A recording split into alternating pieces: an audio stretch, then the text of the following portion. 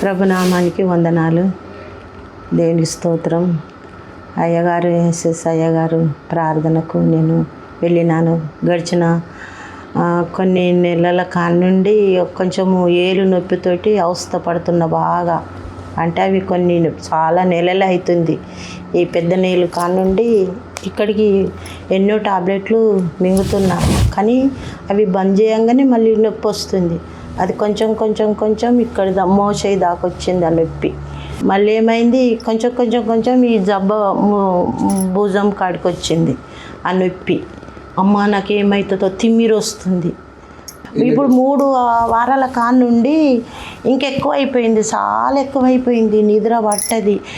ఇట్లా ఎస్ఎస్ అయ్యగారు ఇక్కడ ప్రతి నెల 4వ తారీఖు ఇక్కడ మీటింగ్ జరుగుతుంది.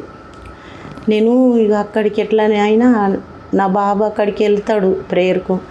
నేను వస్తా బిడ్డ, ఈరోజు ఎట్లనైనా వస్తా అని నిన్న బుధవారం రోజు నేను వెళ్ళిన అక్కడ చర్చికి.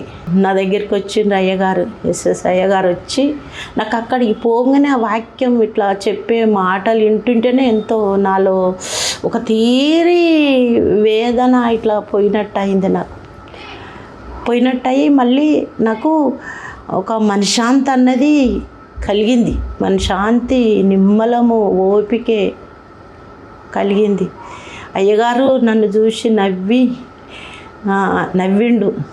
నవ్వి నా దగ్గరికి వచ్చి ప్రేయర్ చేసిండు. పట్టుకున్నాడు, తల మీద ఇంత ఆయిల్ పోసుకొని ప్రేయర్ చేసి కాళ్ళకు రెక్కలకు నన్ను యొక్క దేవా నువ్వే తండ్రి యేసయ్యా అని నన్ను